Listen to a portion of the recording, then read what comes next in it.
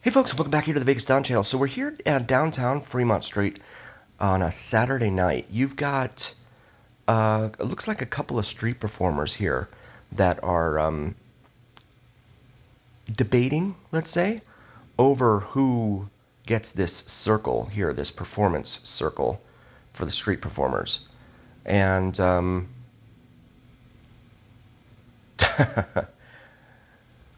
and I don't think either one of them is coming away happy with the outcome, but these guys on weekends especially, these are very lucrative circles for them.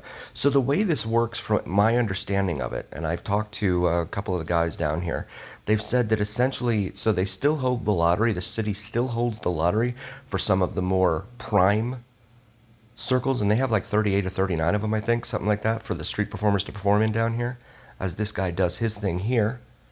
38 or 39 of them. So they hold the lottery.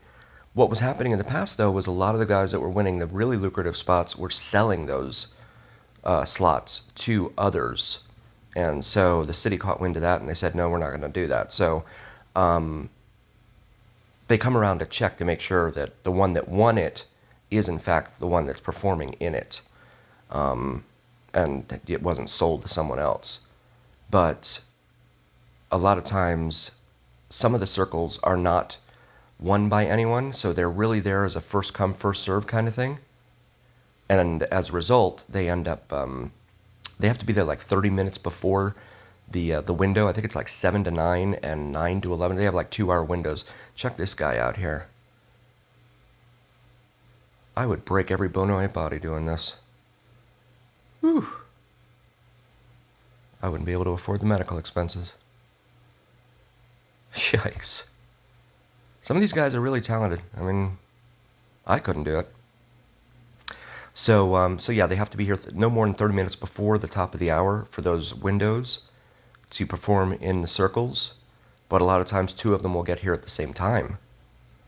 And then, that's when they get security involved. And sometimes security will tell them, fine, you get an hour, you get an hour. A lot of times they don't like that. If they don't like that, then security will just shut the circle down and put down a placard saying, this circle's closed for the rest of the evening or whatever. But it's unfortunate. Look at this. He's putting himself in this little tiny box. Gosh. That's wild. I guess you could stow away on a plane like that if you really had to. Hopefully it's not too long a flight. Not too long a flight. Wow. That would be rough. So yeah, that's really what it comes down to with a lot of these circles. So some of the circles that are more lucrative are certainly down here, closer to the stages, First Street stage and Main Street stage, and then the Third Street stage, which is right over back here behind me. But the closer you get to the right of us over here towards the east side of the Fremont Street experience, you have a lot of circles that, from what I understand, go unclaimed or unwon. So these guys are unhappy about having to give the circle up or something. I'm not exactly sure what the complaint is. I don't get involved. I just want to see what the outcome is so that I can tell you guys, so you guys can be well informed whenever you're down here and know what to expect. Because knowledge is power. I firmly believe in that. So the more you know down here. But if you're international and you're watching this, thank you for being here, for one. And for two, the tipping culture in this country is such that you want to tip the people that give you your food and drinks, like if you're at a restaurant, but not drinks like if you're buying them at Walgreens.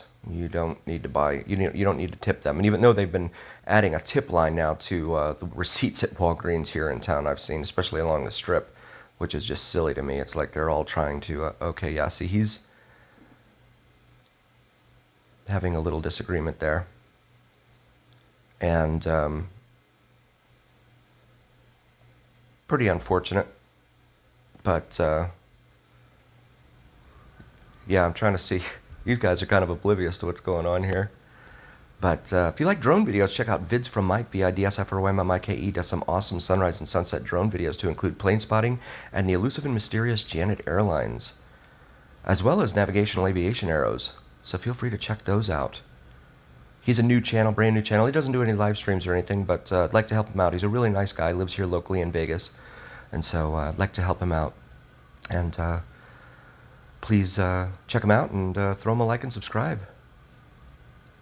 So I don't know. It looks like he's packing up to leave. But so yeah, your tipping culture is going to be your servers, your bartenders, but not the people like at McDonald's. See, the difference is that your servers and bartenders typically get a minimum wage here in this country of like $2.13 an hour, or something to that effect. It's very, very little. Those girls are now going over to complain to somebody, it looks like. So they get very, very little. They rely solely upon their tips for, to make a living, really. I would recommend 20% of your total tab if you received good service, what you believe is good, prompt service, good, prompt, friendly service. Less than that if it was not up to par. And I totally understand if you did receive service that wasn't up to par. I have received it many times myself, scratching my head. Why does this happen in a town that is so heavily dependent on service? It happens a lot, unfortunately. I see it a lot all over town. It looks like these guys are taking over here. So the girls didn't get the spot, and the contortionist had to vacate.